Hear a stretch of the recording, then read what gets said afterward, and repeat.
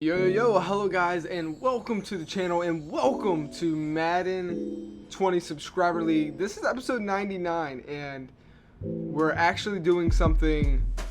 We're actually having a big, a little event, something special. We're doing a spin the wheel.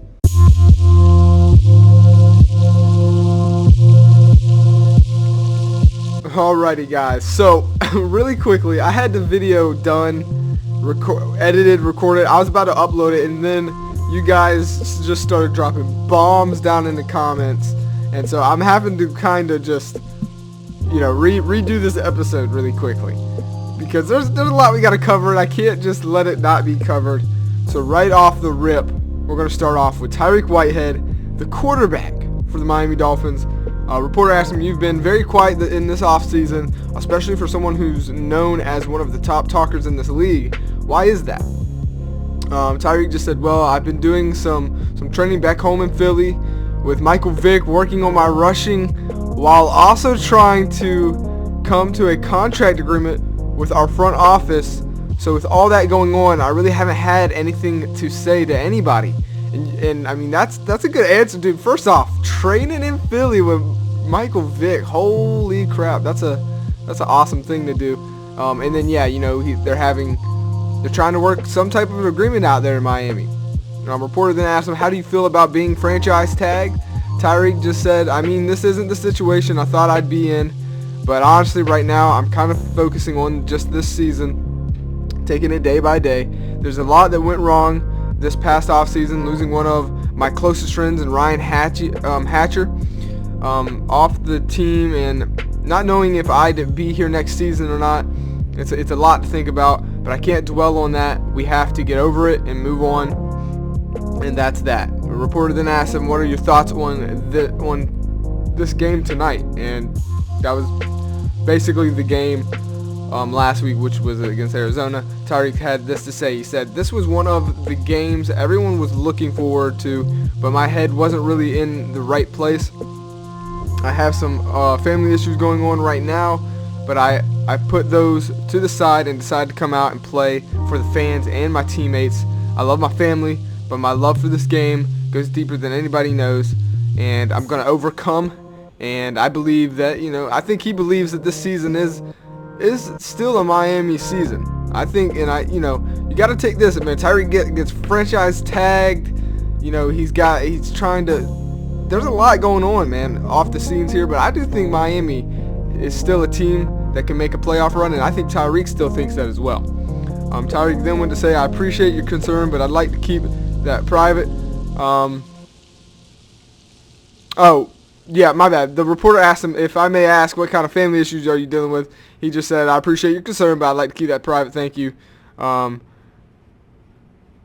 P.S. This is a storyline. Stay tuned for details next episode." Now, guys, this is what I'm talking about. We just got to clap it up for this is one of the biggest reasons why I had to redo this episode. This is what I'm talking about, man. This isn't like too over dramatic. It's not crazy. Like, I had like so many like crazy stories. You guys, this is perfect. Don't be afraid to come up with a little storyline to make your character interesting. This is awesome. Love that kind of this kind of comment, and I think it's like the first ever comment that's going to go into the next episode. So we're kind of waiting, see what happens here. But Tyreek, yeah, he's definitely dealing with some things, and this is an awesome comment, man. Thank you so much for taking your time out to write this. So we did have a little bit of crap talk with Billy Bolt. So we read this, I do believe, already. Yeah. So LaRoe said, "A legendary rivalry is about to be born. I can feel it. Y'all were the first to feel my wrath upon this league, so get used to it. I ain't a regular rookie running back. I'm Denzel freaking LaRoe." So LaRoe commented after Billy Bolt said something about him. So Billy Bolt said this: "No one's about to get used to your wrath, quote unquote. You faced an extremely young raw defense who haven't gotten their scheme completely together, and if you don't watch your mouth, I'll have to give you the same treatment I gave your boy Stokely with that hit." Boy, trust me, next time we face you, you'll remember my name as the guy who put you in the place with your face in the turf time and time again. I'm not going to just do it once. I'm going to do it time and time again. Your career will be completely over, shadowed by the fact that you got tackled by Billy Bolt. That's all you'll be remembered for. A guy who got tackled by me. I can't wait till next time. And if you recall, half of the time you ran, I wasn't in. In fact, I saw one time I was in when you ran. Keep that in mind once I start earning more playing time. Holy crap. Then Zach Keyser hit on here and said, I'm not sure 70 yards and no TD is much of a wrath.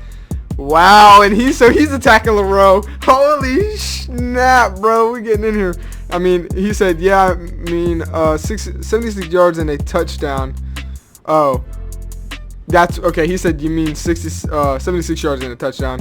Then LaRoe also replied he said, Billy, okay, so I was right. This is happening. My first rivalry. If you can't destroy me on the field, I'll take a step back. If you can destroy me on the field, I'll take a step back and shut up. But for now, let's just say I have a high ego. And Billy Bolt, I'm sorry, but you just ain't good enough to bring my ego down. He also went to say, also, why of all people did you have to call me out? Potter threw 4 touchdowns on y'all. Then Billy said, main reason I called you out is because in Atlanta our hopes were to hold the run completely and be a stone wall. And the fact that a rookie can run 4 yards per carry on us was embarrassing. Either way, man, can't wait till the next time we meet. Be ready, because I know I'll be. Whoa, then he said, okay, I hope your team will be prepared. It'll be a fun matchup when I run all over you. I added that last part. Anyways, this is going to be something, wow, we got some rivalries building up, boys. So, next up, we're not done yet. There's a lot happening now. Okay, Luke Crown had an interview, and a reporter asked him, Luke, you had your first interception here in Arizona colors. How did you feel? And Luke, he basically just said this: I felt great out there. All game long, I knew it would come, and I had no doubts about it. Then the reporter asked him, how did you feel about intercepting Tyreek Whitehead after that year-long beef? As soon as the reporter said that, he gave out a little laugh and he said, it felt great, to be honest. I like that guy, but if I challenge him, I'm gonna step up to the grown man's table, like he said. And I put him in his place. Then the reporter said, who do you feel is the worst QB in this league? And Luke said, I'm probably exaggerating it, but Casey Woods is not good at all. Take Hibbenson and Watson away and he can't do anything. Now, the reporter, I'm going to agree really quick. That reporter is a savage for asking who's the worst QB. Also, by the way, guys, I freaking love like Tyreek. He has a screenshot of his character. So does Luke Crown, dude. If you guys want to do that, go for it, man. Take a screenshot of a part of the video where your character's in and make it your profile picture. It just adds to the storyline so much. Like, it was just cool seeing Luke Crown, and you can tell right there in his profile picture he's celebrating his interception. So it's perfect. I love it. So anyways, then Tyreek tweeted out about the interview, and he said this: yay, your first pick versus me. Congratulations. Have a little bubbly. Tell your wife to get her good lingerie out, because you picked off the great Tyreek Whitehead. It's a celebration, Cards fans, because Luke Crown finally achieved something he could never do before. In fact, how about you take the ball you intercepted, take it home, get it dropped in gold, and hang it on a mantle, because that's the first and last pick you'll ever get of me. And when you retire, you can go back and look at that golden football, the only trophy you'll ever have from your career, and reminisce on the greatest moment in your bandwagon career. Holy, I don't have my face cam on for this segment of the video, but guys, I'm freaking out right now, dude. Holy crap. Comes with fire, bro. Tyreek, he may not comment on every single video, but man, when he talks, he makes sure he says the right stuff. Wow. So then Luke Crown, Luke ain't gonna back down. He tweets, he tags Tyreek right back. He says, bandwagon career. Am I wrong in saying that you demanded a trade to the Dolphins that were already stacked? Oh wait, I'm not. And also, I was competing with the Steelers, that were the team that drafted me, while you were losing with the Eagles. So think of your career before speaking of mine. Hashtag House of Cards. Then Luke, not Luke Crown, but Luke Adams said, "Is this beef gonna start back up?" Question mark. Then Tyreek said, "At Luke Crown, you're right. I did demand a trade, and the Eagles didn't have to trade me to the Dolphins. That was their own mistake." Now let's talk about how you did the "you can't beat them, join them" thing, and you went out and followed Zach to the Cardinals. I never joined someone I couldn't beat. Also, if you were winning so much with the Steelers, why leave? Oh, because your friend went to a different team and you just had to go with him. Is that why? Don't talk to me about being traded from the team that drafted me when you were on what you call a winning team and left willingly to jump on Keister's coattails. Oh my goodness, you're like luggage, man. You need to be carried wherever you go. Oh my god, dude. This is freaking crazy. Oh man. Oh man. Is all I can say. I mean, I'm sorry, dude. That's good smack talk. Everybody who follows that Keister, if I was a player in the league, I'm about to say that. I'm gonna be like, everyone's trying to follow the Keister, bro. I mean, I guess they like the way Keister smells or something. Anyways, alright, so then Luke Crown said, if you followed my and Zach's career, you would know that we played together at Nebraska, and at one point we wanted to play together. If I pulled the "if you can't beat them, join them," I tried my best to win on my original team, and I got really close and never getting matched up against the Bears, while you moved on from your team as a rookie because the first season was going bad. What kind of reasoning is that? Now that's where part of Luke's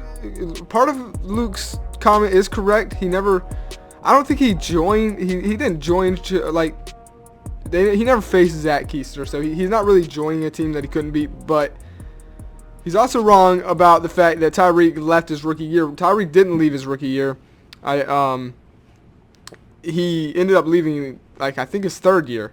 And Tyreek actually does. Right here he says, "At Luke Crown, and if you followed mine, I left in the middle of my third season, and the way things went, I wasn't a fan of the Eagles organization.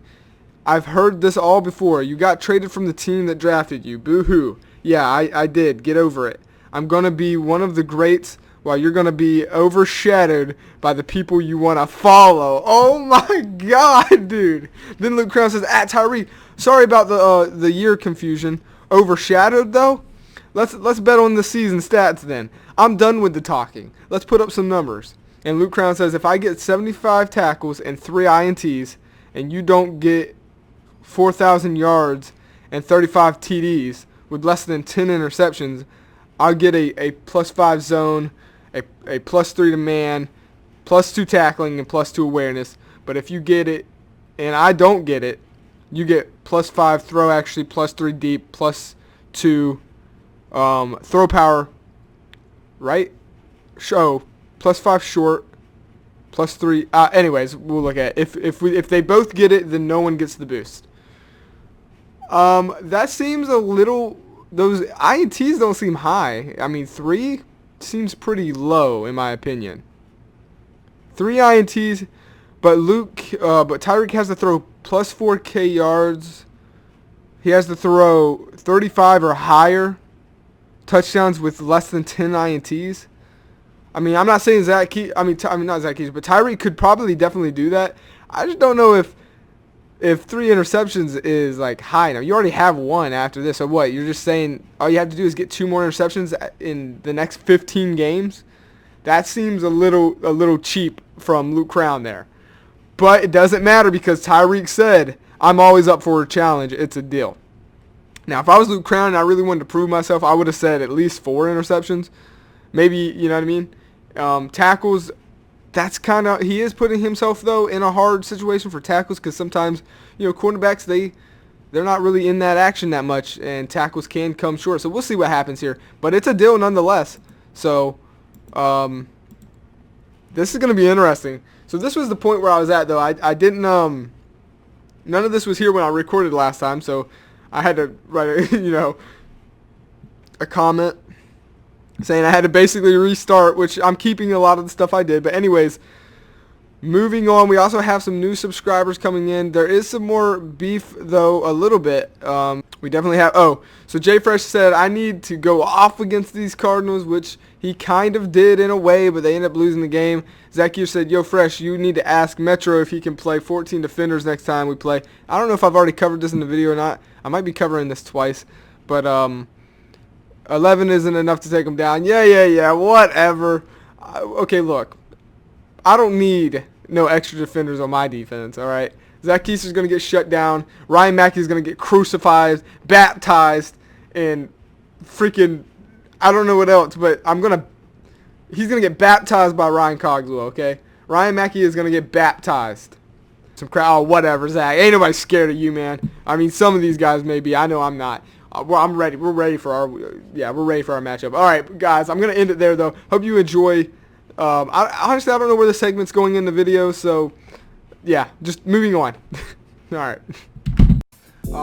So as you guys can see, we have the spin the wheel here, 1 through 10, and then the number 32. What those stand for is teams, and we're going by success. So in Madden 20 on franchise, there is a list of teams from 1 to 32 on how successful they are.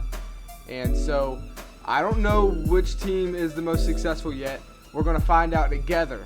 I told you last episode I had something big coming and no one even commented on it. So now you're going to pay for that. All right? You're going to pay. You didn't take me seriously. Something big's happening right now.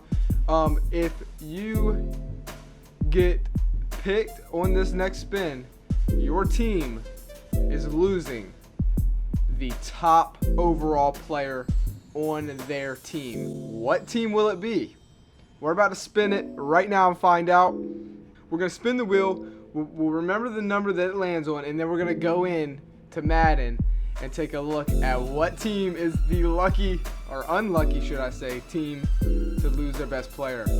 I told you guys no one was safe, and you guys didn't, well, this is what I meant. So here we go. Let's do it. We're spinning the wheel. What team will it be? It is the 4th. Oh, it is. There it is. We have a winner. What they mean to say is we have a loser. It is the 4th overall rated team as far as success goes. And guess what that means? We're about to take a look at what team is the losers and has lost their number 1 overall player to free agency. Then what that means is when we sim to the next week, any of the other teams will have a chance to pick up this player. Let's go find out what team it is, and I'll meet you guys there. Alright, so I have 3 things recording. This is crazy. Alright, so here we are. It's loading up. So this is where we're about to find out what team it was. So their overall, what they're rated. So we're going by overall. So we're looking at the number overall, and we're looking for, was it number 4? It was, I believe it was number 4. So none of these teams are writ on the screen yet. We're looking for a number 4. What team is it going to be? A lot of these numbers are the same. We're seeing a lot of repeats. Is there not a number 4? Is there a number? There is a number 4. Arizona's number 1. The Chiefs are number 2. The Vikings are number 3. The Dolphins and Detroit Lions are number 4, both of them. So how do we handle that? How do we handle that? All right, folks, so here we go. We have it right now. Miami, Detroit. We're going to spin it. Whichever one it lands on is the team that will have to give up their number 1 overall player. Here we go. Who's it gonna be? Detroit looks like it's gonna be them. So Miami is safe.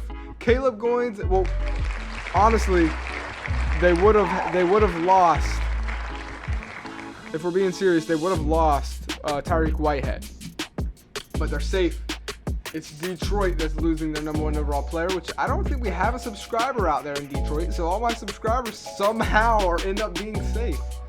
That's crazy. I wanted to mix it up, but it turns out you guys are staying where you're at. Let's find out, though. We're going down to Detroit, where I passed them because I'm looking for Detroit and not Lions for some reason. And it's a 99 overall player that they're going to lose, and it is Greg Foster. Yikes. Wow. So here, we're going to cut him. He'll be a free agent, and, I mean, that's just... He's not a subscriber, but that's just a big player to lose. A 99 overall player. Detroit. I mean, it's a Detroit thing to do. Yeah, that sucks for them, but not for anybody else. But yeah, so anyways, there it is, guys. This episode was a little shorter compared to last episode, but this is gonna be interesting. It really is. I'm excited.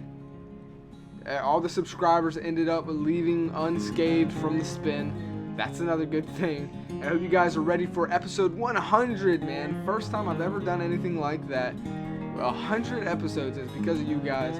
And so I'm just thankful for everyone who takes their time out to comment, man. That's what we want to grow. That's what makes this league so unique compared to the rest of YouTube and Madden content.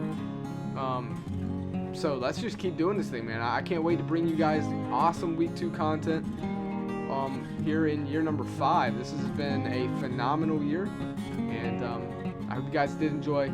Stay safe out there, and as always, I'll see you on the next one. Peace.